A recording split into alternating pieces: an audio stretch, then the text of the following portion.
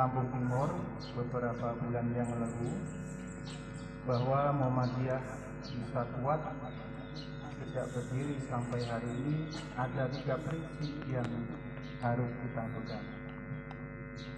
Yang pertama, keberagaman. Warga Muhammadiyah harus menyadari kita ini beragam. Tidak bisa disatukan pendapat, jangankan pendapat, tapi juga fisik kita juga tidak sama. Oleh sebab itu sunatullah ini tidak usah dipaksakan, karena kita punya pemikiran yang beragam. Yang kedua, agar Muhammadiyah ini bisa kuat, maka perlu kebersamaan. Ini juga kami tekankan, dimanapun warga Muhammadiyah harus menjunjung tinggi kebersamaan. Kalau ini bisa kita kuatkan, insya Allah Muhammadiyah sebagai gerakan dakwah, insya Allah menjadi memberikan manfaat di tengah-tengah masyarakat. Yang ketiga adalah kepedulian. Sebab itu ditekankan kepada seluruh warga persyarikatan sesuai apa yang menjadi tujuan ataupun cita-cita Kiai Ahmad Dahlan dengan hal ma'unnya. Beliau berdakwah dengan kepedulian,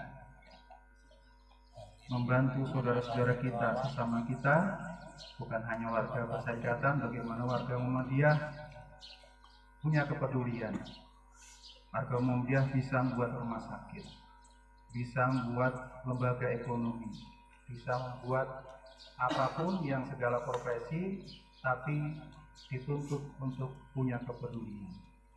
Inilah beberapa yang menjadi titik poin daripada apa yang kita dapat lulus waktu musbil, dan mudah-mudahan bisa menjadi gerakan. Warahmatullahi wabarakatuh. Waalaikumsalam warahmatullahi wabarakatuh. Innal hamdalillah nahmaduhu wa nasta'inuhu wa nastaghfiruh wa nukabbiru wa naqula Allahu akbar walillahil hamd. Allahu akbar kabira walhamdulillahi katsira wa subhanallahi bukratan wa asila. Alhamdulillahilladzi syara'a lin-nas 'idan mubarakan wa na'iman mashkura wa yauman masrura. Wassalatu wassalam ala man arsalahu Allahu rahmatan lil alamin basyiran wa nadhira wa ala alihi wa sahbihi wa man tabi'ahum bi ihsanin ila yaumiddin mu'minan wa mukhlisan. Ashhadu an la ilaha illallah wahdahu la syarikalah wa ashhadu anna Muhammadan abduhu wa rasuluh la nabiyya ba'dah al-mustafa. Amma ba'du. Fa ya ibadallah usikum wa iyaya bitaqwallah faqad fazal muttaqun. Ya ayyuhalladzina amanu taqullaha haqqa tuqatih wa la tamutunna illa wa antum muslimun. Bapak-bapak, ibu-ibu, saudara-saudari kaum muslimin dan muslimat sidang jamaah Idul Fitri rahimakumullah. Pada pagi hari yang cerah ini, hari Jumat 1 Syawal 1444 Hijriah, bertepatan dengan 21 April 2023. Marilah kita umat muslim, baik tua maupun muda, besar dan kecil, laki-laki, perempuan, senantiasa bersyukur kepada Allah. Bersama-sama berkumpul di tanah depan SMP Muhammadiyah Baradatu ini, dan baru saja kita melaksanakan sholat Id sebagai bentuk pencapaian hari kemenangan bagi seluruh umat muslim setelah berhasil melewati 1 bulan penuh puasa bulan Ramadan. kumandang takbir terucap dan terdengar di berbagai negara, baik yang telah, sedang, dan akan menghiasi muka bumi ini. Allahu Akbar, Allah Maha Besar, lebih besar dari segala-galanya. Semua kekuatan, semua kekuasaan jadi kecil tanpa arti apabila dibandingkan kekuasaan Allah yang Maha Agung. Kita patut bersyukur pula karena utusan terakhir Allah, Nabiullah Muhammad sallallahu alaihi wasallam, telah membawa risalah untuk menyampaikan kepada umat manusia bahwa Islam adalah agama penyempurna dari agama-agama sebelumnya, sehingga Islam adalah agama yang rahmatan lil alamin, pengayom bagi seluruh umat manusia, agama yang cinta perdamaian dan kasih sayang. Allahu Akbar, walillahil hamd. Sebulan kita telah berpuasa kurang lebih 13 jam setiap harinya. Dengan menahan hawa nafsu selama 1 bulan, kita harus memaknai bahwa Islam mengajarkan umatnya untuk berempati pada sebagian manusia yang lain yang kelaparan tidak hanya 18 jam, bahkan lebih dari itu. Dengan berpuasa pula kita harus bisa lebih bersyukur lagi, karena setelah menahan seharian rasa lapar, kita menikmati hidangan yang lezat saat berbuka. Fabi ayyi ala'i rabbikuma tukadziban. Nikmat Tuhanmu yang mana lagi yang engkau dustakan? Setelah berjuang penuh selama Ramadan, tibalah saatnya apa yang disebut dengan Idul Fitri, yang maknanya kembali ke fitrah, kembali pada asal mula, kembali pada kesucian. Artinya umat muslim yang telah berpuasa selama Ramadan dan telah membayar zakat fitrah, dia bagaikan seorang bayi yang baru lahir dari rahim ibunya, suci, bersih, dan tak berdosa. Karena itulah kita yang benar-benar mendekatkan diri pada Allah selama bulan suci kemarin, kita termasuk bagian dari minal aizin wal faizin, yang artinya semoga kita termasuk orang-orang yang kembali ke fitrah dan termasuk orang-orang yang menang karena telah berjuang melawan hawa nafsu. Karena itu bulan Ramadan haruslah kita jadikan sebagai madrasah latihan, tidak hanya menahan rasa lapar, tetapi latihan untuk 11 bulan kemudian sebelum kita bertemu kembali Ramadan. Latihan untuk menahan emosi, menahan amarah, menahan segala hal yang melampaui batas dalam hidup kita. Atas dasar itulah, jika umat muslim bertemu dengan muslim yang lainnya pada 1 Syawal seperti hari ini, hendaklah satu dengan yang lainnya mendahului untuk mengucapkan taqabbalallahu minna wa minkum, yang artinya semoga Allah menerima seluruh amal ibadah kita. Lalu kita bisa menjawab dengan perkataan serupa, taqabbalallahu minna wa minkum.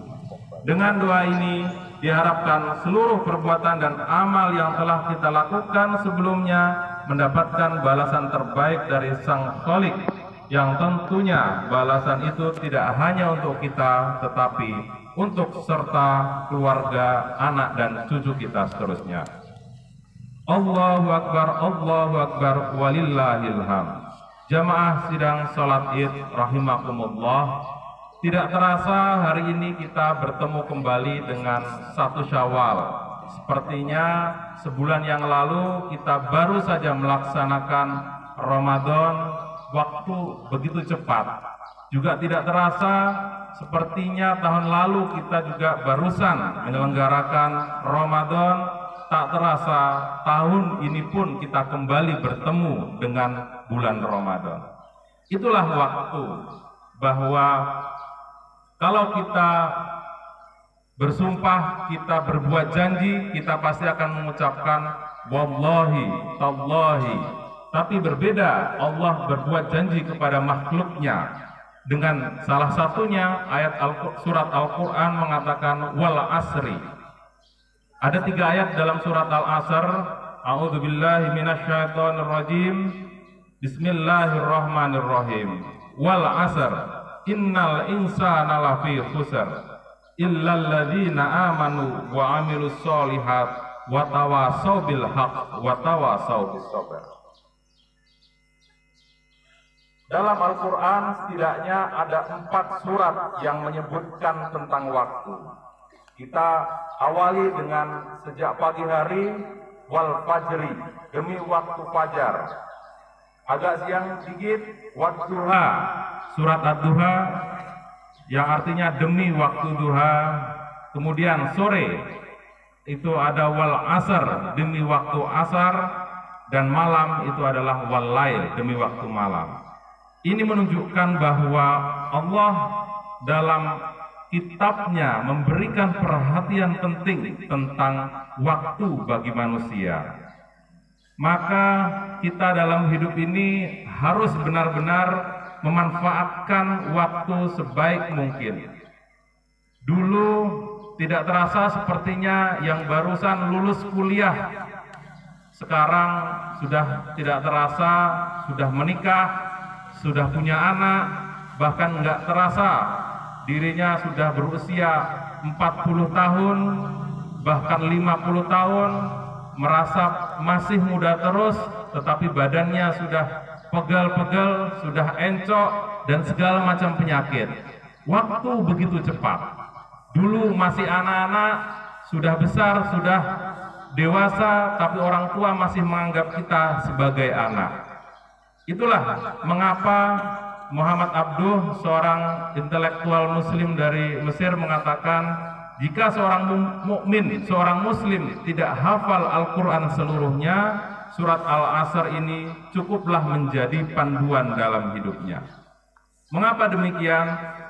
Al-Quran cukup jelas mengatakan bahwa wal asr, demi waktu asar. Mengapa demi waktu asar? Karena asbabun nuzulnya ini turun ketika masyarakat Arab pada waktu itu setelah sholat asar itu adalah waktu untuk bersendau gurau, bahkan terjadi perselisihan, bahkan saling membenci karena sendau gurau tersebut.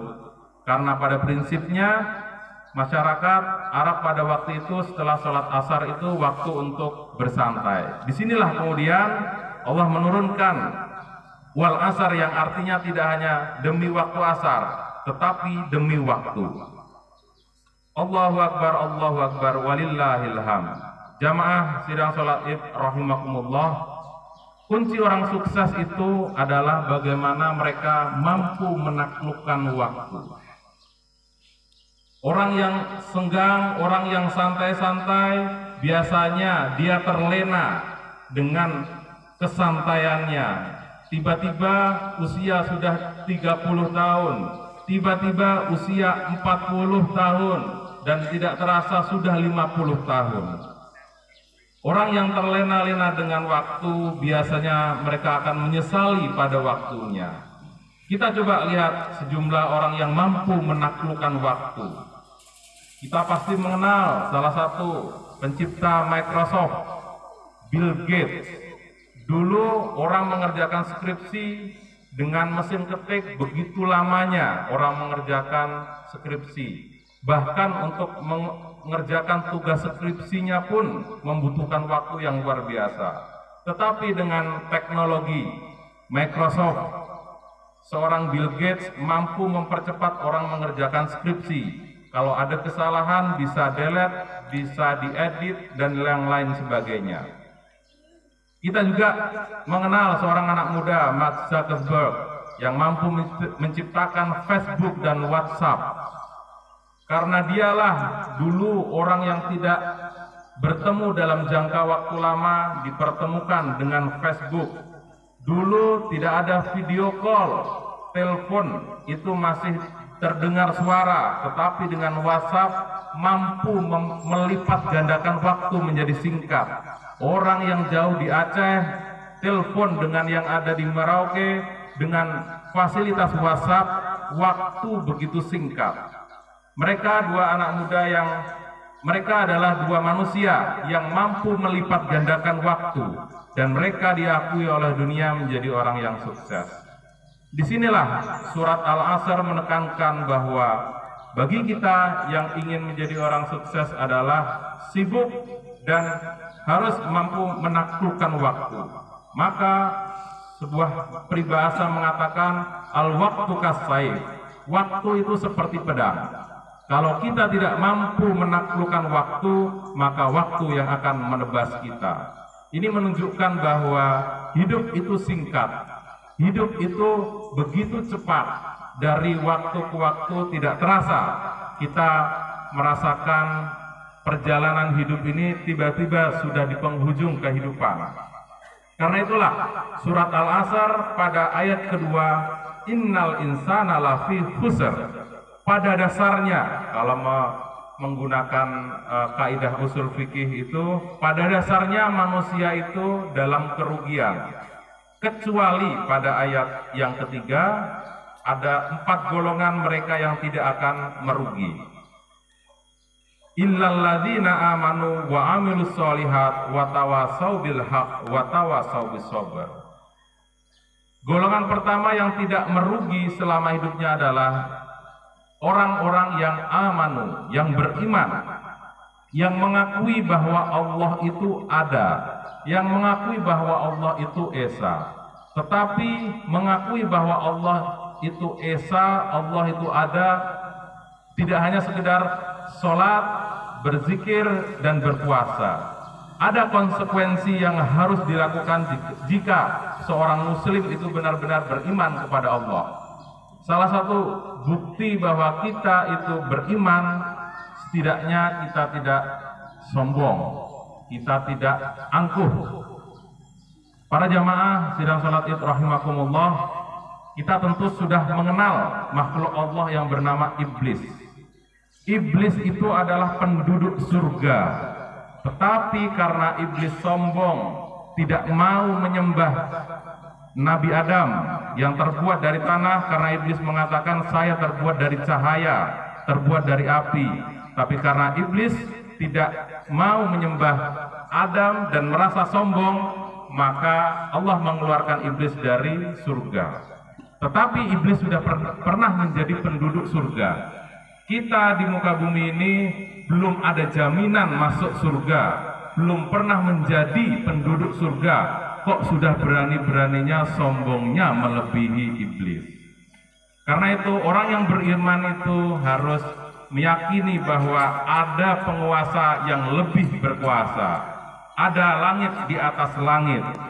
Maka jangan merasa sombong, baik itu sombong karena harta, sombong karena jabatan, bahkan mungkin sombong karena terlalu paham beragama.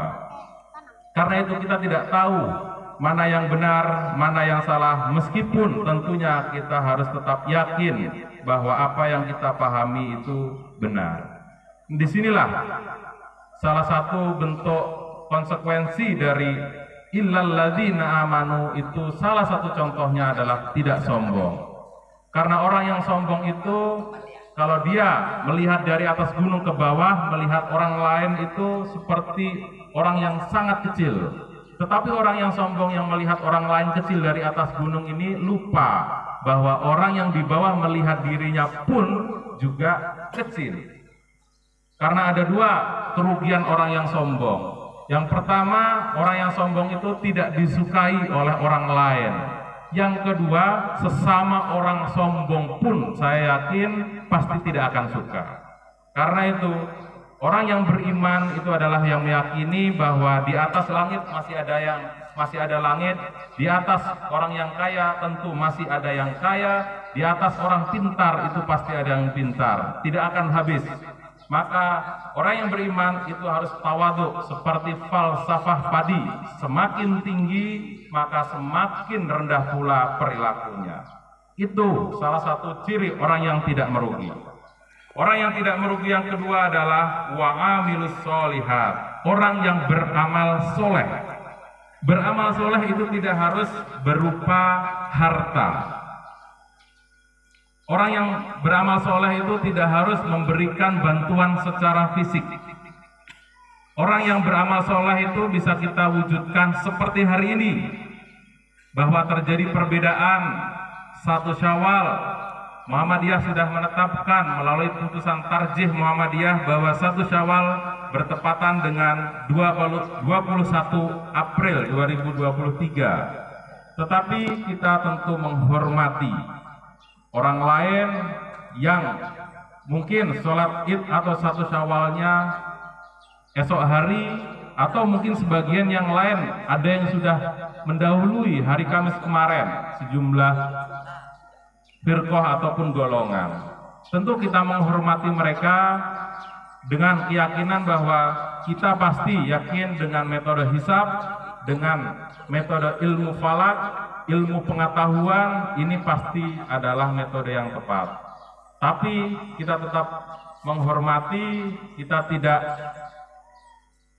menafikan saudara-saudara kita yang akan sholat Id pada esok hari. Termasuk mungkin nanti saat iftar atau kembali ke rumah, meskipun kalaupun ada open house tidak berlebihan, tetap menjaga jarak dan tidak berlebih-lebihan dalam menyajikan hidangan, karena tetap menghormati saudara kita muslim yang lainnya. Wa amilus sholihat juga bisa kita implementasikan, karena tahun ini adalah tahun politik.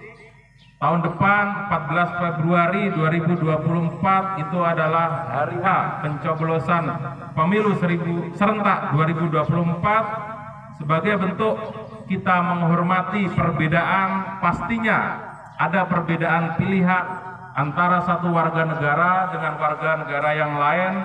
Tentu kita menghormati perbedaan pilihan tersebut.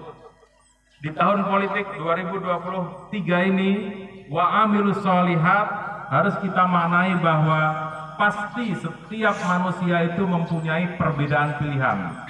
Mungkin kita meyakini pilihan kita adalah paling benar, tetapi kita tidak mencemooh, tidak menyalahkan pilihan orang lain yang mungkin kita anggap salah, tetapi belum tentu juga itu terbaik.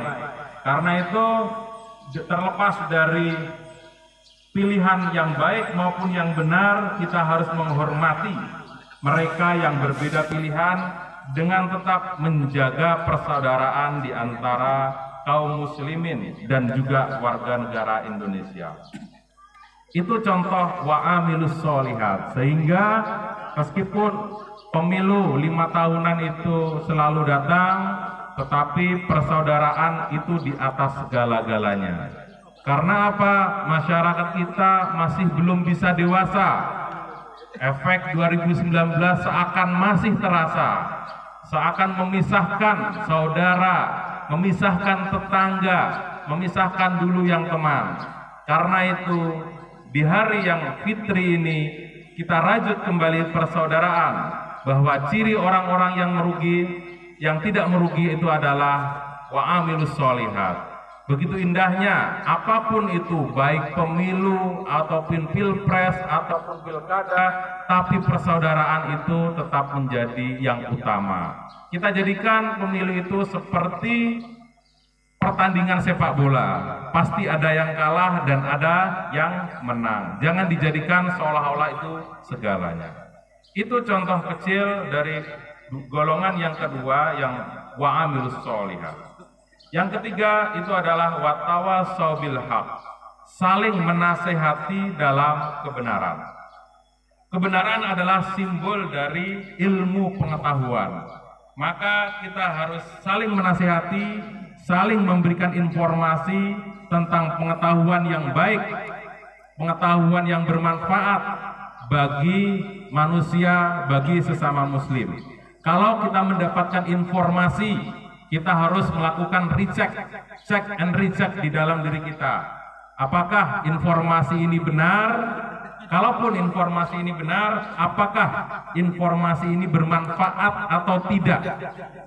Jangan informasi yang kita share melalui grup WhatsApp melalui media sosial justru membuat gaduh sebagian orang yang lain.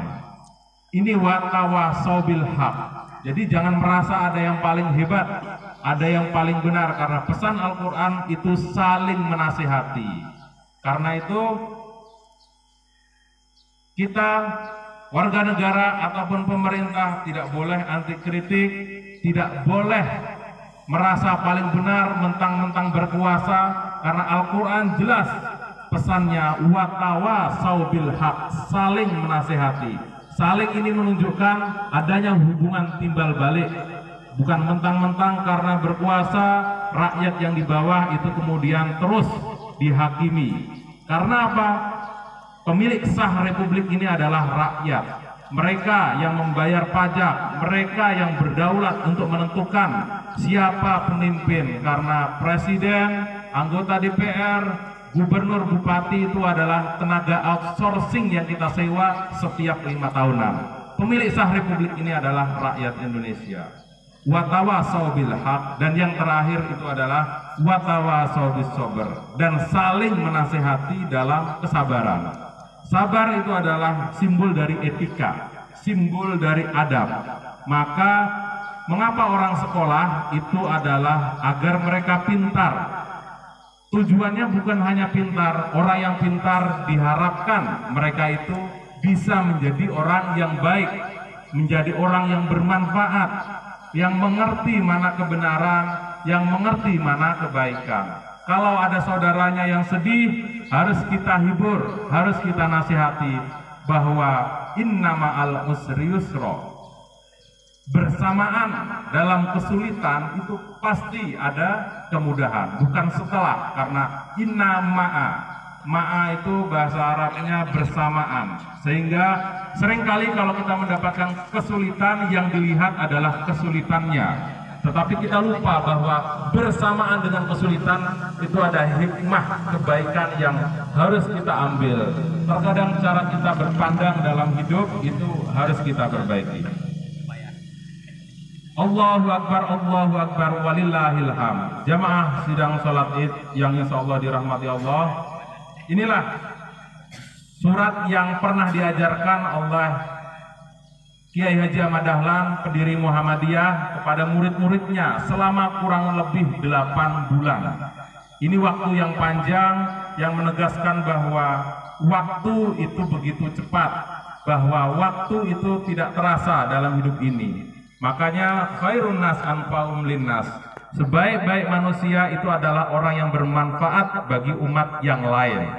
Karena itu bagaimana kembali lagi bahwa kita dalam hidup harus bisa menaklukkan waktu, harus bisa memanfaatkan waktu.